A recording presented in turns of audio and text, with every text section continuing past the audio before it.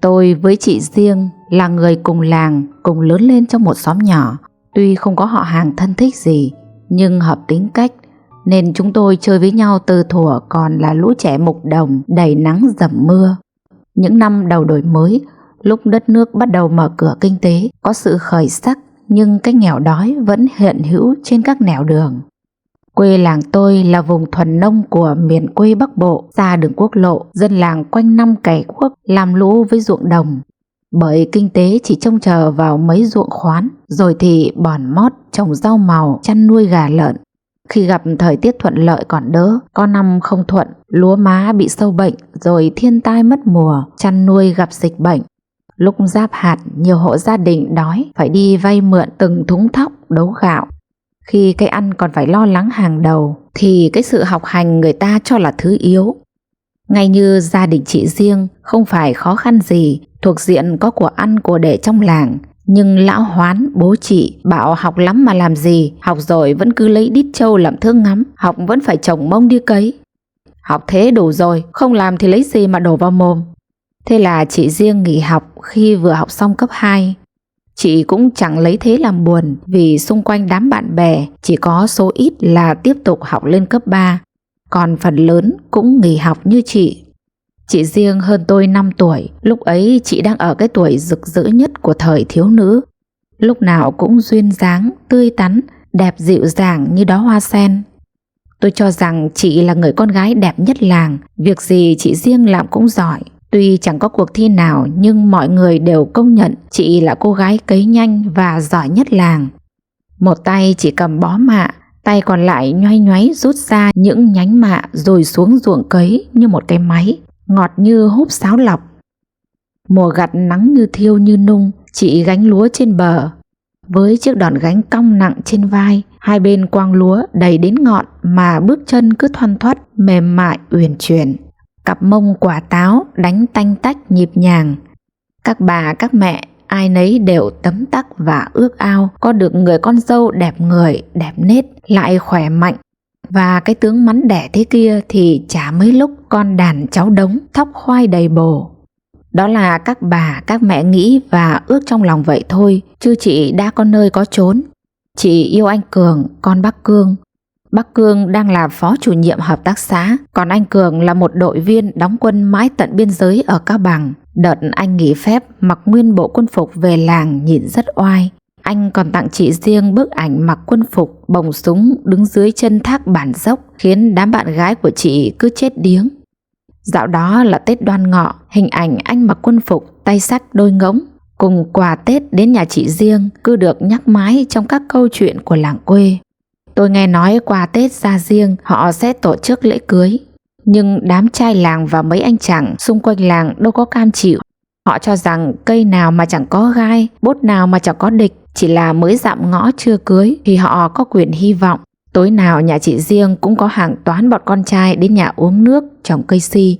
Bọn trai làng cho rằng bông hoa nào đẹp mà cứ để cho bọn ở đâu đến ngắm, rồi không cẩn thận lại bị chúng hốt mất thì có mà nhục mặt. Chó cậy nhà, gà cậy vườn, trai làng ra oai cấm trai làng khác đến tán gái làng mình. Thế là bắt đầu có cà khịa, nhẹ thì cảnh cáo ném giày dép vào bụi tre gai, nặng hơn thì quăng xe đạp xuống ao hồ. Chiếc xe đạp là cả một gia tài. Đêm hôm dù trời rét căm căm cũng phải lội xuống nước mà mò, nghĩ nó âm ức. To tiếng rồi đánh nhau ầm ĩ cả làng trên xóm dưới. Lão Hoán, bố chị Riêng bực lắm, tránh đêm dài lắm mộng, điều tiếng không hay về con cái. Cứ tối đến là lão đóng cửa không tiếp khách, và để chắc ăn hơn còn kéo rào che dấp ngõ. Đám trai làng tức lắm nhưng không làm sao được. Một là vì sợ lão Hoán, lại thêm mấy ông anh trai nổi tiếng bặm trợn của chị Riêng nên chỉ dám đứng ngoài đường nhìn rồi bỏ đi. Nhưng đi thế thì không cam lòng, bèn quay lại đái đẩy ngõ cho hà dạ. Sáng nào ngõ nhà lão Hoán cũng nồng nặc mùi nước tiểu. Lão Hoán điên lắm, dình bắt được vài đứa mất dạy, đè nẹt cảnh cáo các kiểu, nhưng rồi vẫn đâu vào đấy. May thay tình trạng trên chấm dứt khi làng quê tôi bắt đầu có điện. Dù sót của nhưng lão Hoán vẫn phải mắc thêm một bóng điện sáng choang ngoài ngõ. Một số nhà trong làng đã sắm được tivi, đầu video, nên bọn thanh niên cuốn vào những cái mới vui hơn nhiều, cái trò tối tối kéo đàn kéo lũ đi lơ.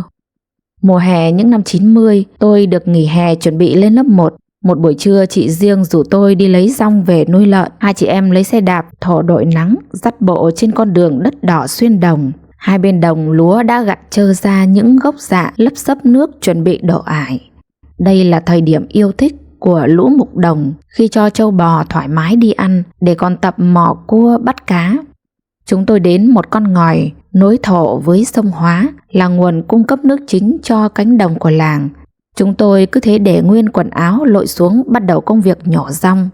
Chị em tôi lấy lạ tóc tiên nước trong ngòi sâu chỉ độ 1 mét, nhưng muốn lấy dong thì phải cúi người gập nước đến cổ, luồn hai tay xuống đáy bùn, nhổ từng cụm lên, rũ cho sạch bùn. Khi nào chìa ra những bộ rễ trắng ngần cùng búi dong dài hàng nửa mét cho vào rổ xề đưa lên bờ.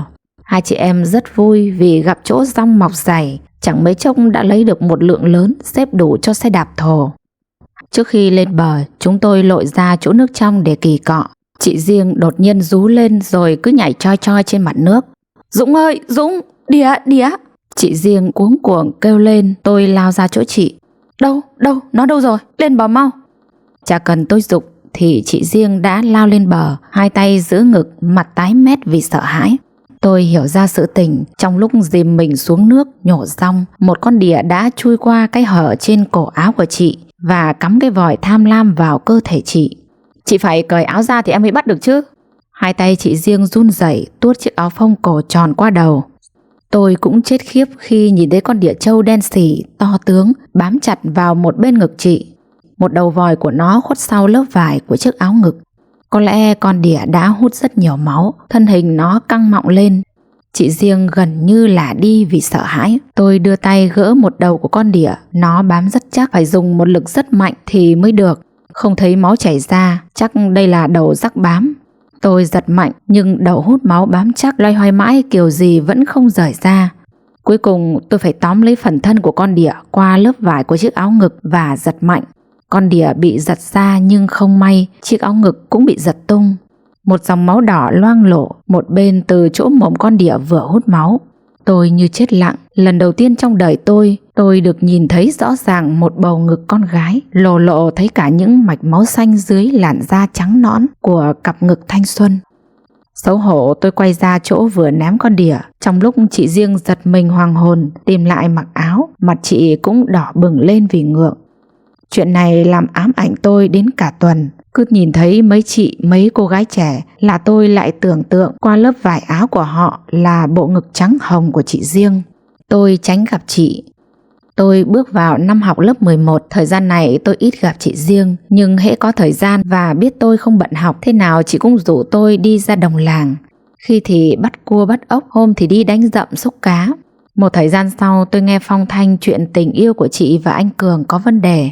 Lâu rồi không thấy chị kể về chuyện anh Cường, tôi cũng không tiện hỏi. Nguyên nhân là từ lão Hoán, bố chị.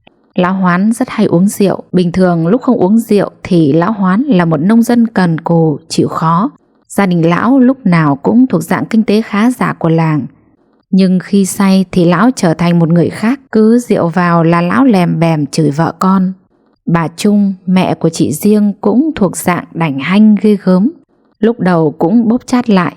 Thế là lão Hoán cứ vớ cái gì đập cái đó, đuổi đánh vợ con, làm náo loạn cả xóm. Sau mấy lần như vậy, rút kinh nghiệm, lão say thì cứ để cho lão chửi, không ai chấp lời và lảng đi chỗ khác. Chửi mãi thấy chán, đêm hôm lão mỏ mẫm đi gõ cửa nhà những người đàn bà đã quá lứa hoặc nhỡ nhàng. Cũng có khi gặp được bà nào khát tình thì mở cửa cho vào. Nhưng gặp phải những bà đàng hoàng và để chứng minh là người đoan chính thì các bà xỉa xói cho cả làng cả tọng nghe. Đương nhiên là gia đình tử tế gia giáo lại có tí chức sắc như gia đình nhà bác Cương, bố anh Cường, làm sao muốn thông gia với thành phần đêm đêm cứ mẻo hoang chó dại. Gia đình bác Cương đã bắn tin hủy hôn. Một hôm chị Diêng rủ tôi ra bờ đập nơi có hàng phi lao, gió thổi rì rào. Ngồi bên bờ đập giữa làn gió đêm, chị kể rằng anh Cường đã viết thư chia tay. Chị vừa khóc vừa gấp những bức thư anh gửi vào những con thuyền giấy thả trôi trên dòng nước. Rồi tôi nghe tin chị mang đôi ngỗng và các đồ lễ anh Cường đã đem đến nhà chị hồi Tết Đoan Ngọ để trả lại cho nhà bác Cương. Chiều tối hôm ấy, tôi đến nhà chị Riêng để xác nhận cái tin chị trả lễ, gây xôn xao làng trên xóm dưới. Cửa nhà mở toang, ngoài sân vắng tanh, đoán chừng lão Hoán lại say rượu. Tôi toan về thì bỗng dưng nghe thấy tiếng ú ớ phía sau nhà tắm, ở phía gần bờ giếng. Tôi nghe tiếng chị Riêng khóc lóc van xin. Bố, con xin bố đừng làm như thế. Mày chịu bố một tí thì có sao. Rồi tiếng chị kêu cứu gần như bị nghẹn lại. Tôi xô cửa nhà tắm xông vào, thấy lão Hoán đang bẻ quạt tay chị ra sau, tay lại còn bóp cổ con gái. Quần áo trên người chị Riêng xộc xệch, 2 chiếc cúc áo đã bung ra. Thấy tôi xuất hiện, lão giật mình buông chị ra. Vừa lúc chị dậy ra đứng sau lưng tôi, lão Hoán gầm lên. Mày đến đây làm gì? Con gái tao hư thì tao phải dạy, cút ngay. Đúng lúc ấy bà mẹ chị Riêng từ đâu về, chưa cần biết đầu đuôi, bà đã quát con gái. Mày biết tính bố mày say rồi, sao không tránh đi? Bằng tuổi mày đứa nào cũng chồng con đề huề cả. Như giọt nước tràn ly, chị Riêng phẫn uất nuốt trong nước mắt đáp lại.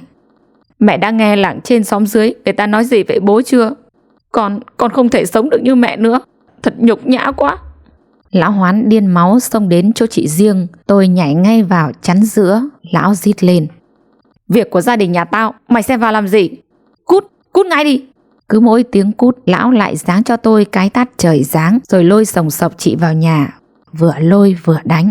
Tôi nóng máu chạy theo, sẵn đà xông phi cả 2 chân vào tấm lưng trần của lão Hoán, khiến lão ta ngã sóng xoài ra thềm nhà. Tôi chạy tới dắt tay chị Riêng lao ra ngõ. Chúng tôi cứ chạy, những bước chân vô định đưa chúng tôi qua miếu Thành Hoàng ra cổng làng. Cánh đồng trăng thượng tuần vừa nhú, phủ lên đồng làng một màu bàng bạc, soi đường cho chúng tôi thẳng bước về phía bờ đập nơi có hàng phi lao. Tôi để yên cho chị mượn bờ vai khóc. Chị Riêng khóc như mưa như gió. Những cơn gió động mơn man thổi như giúp lau khô đi những giọt nước mắt. Rất lâu sau, khi chừng ngừng nỗi đau, chị đứng lên quả quyết. Chị phải đi thôi, Dũng à, đi khỏi nhà càng sớm càng tốt. Tôi hỏi, thế chị định đi đâu?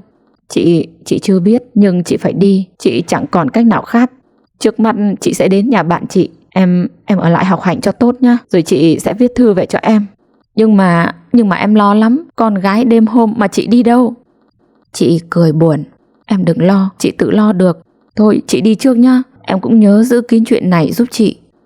Những tiếng sấm rì rầm từ xa vọng về, báo hiệu những cơn mưa ngâu sụt sùi đang tới. Bóng chị Riêng mờ dần rồi tan vào ánh trăng non. Thời gian đầu chị Riêng bỏ đi, tôi rất nhớ chị, nhớ da diết cồn cào. Tôi nhìn cô gái nào cũng thấy như hình bóng của chị. Tôi không biết tình cảm tôi dành cho chị ngoài tình chị em còn là gì nữa. Kể từ ngày chị Riêng rời làng và biệt tích đến nay đã hơn 30 năm. Cứ mỗi lần nghĩ tới chị, lòng tôi lại nghẹn ngào. Tôi ân hận vô cùng vì ngày ấy không giúp gì được cho chị. Hôm nay tôi về quê thì được tin lão Hoán vừa chết. Tôi không ngạc nhiên vì biết lão ta đã ốm liệt giường mấy năm nay. Có điều trời xui đất khiến thế nào, tôi lại về quê đúng vào hôm lão đi. Mẹ tôi vừa từ đám tang lão Hoán về, kể chuyện rằng lão lúc còn sống cũng chẳng ra gì, nhưng nghĩa tử là nghĩa tận. Có cô con gái thì bỏ đi biệt tích, nhưng lại có một người con nuôi tử tế, con nuôi mà như con đẻ. Lúc lão ốm đau, anh ấy vẫn về thăm nom, chăm sóc và phụ giúp tiền nong. Nay lão chết, anh ấy về lo toan mọi việc đâu vào đấy. Có khi còn hơn cả mấy anh con trai. Thấy tôi vẫn chăm chú lướt điện thoại, mẹ lớn giọng. Sao giờ này mà con chưa sang hỏi thăm phúng viếng? Tôi biết mình còn uất vụ cái tát của lão năm xưa, nhưng cũng không thể chối bỏ tình người. Tôi bước nhanh ra ngõ đi loanh quanh. Quê tôi đã thay đổi rõ rệt, chẳng còn tí dấu tích gì của nghèo đói.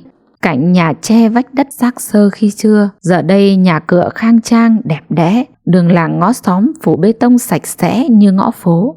Tôi vào nhà đám, thắp hương nhìn di ảnh lão Hoán. Đôi mắt sắc lạnh và môi dày của lão làm cho khuôn mặt lúc nào cũng vênh lên như thách thức. Không hiểu sao hai má tôi nóng phừng phừng, cảm giác như vừa bị hứng cái tát trời giáng năm nào. Tôi ra bàn uống nước, vừa đưa mắt tìm người con nuôi của lão Hoán. Người con nuôi này tôi cũng chẳng lạ gì, Thắng học cùng khóa nhưng khác lớp với tôi. Bố Thắng mất sớm, mẹ đi lấy chồng, Thắng được bà nội nuôi và phải vất vả lắm mới vào được cấp 3. Nhà xa trường, xe đạp không có, nhờ người quen giới thiệu nên Thắng đến học trọ tại nhà lão Hoán. Thắng cao như tôi nhưng gậy tong teo, trông cứ lênh khênh, thường bị lũ bạn trêu là cao như cái sào chọc cứt. Học hành thì làng nhàng, tóm lại Thắng không có gì nổi bật và dễ bị lãng quên trong đám đông.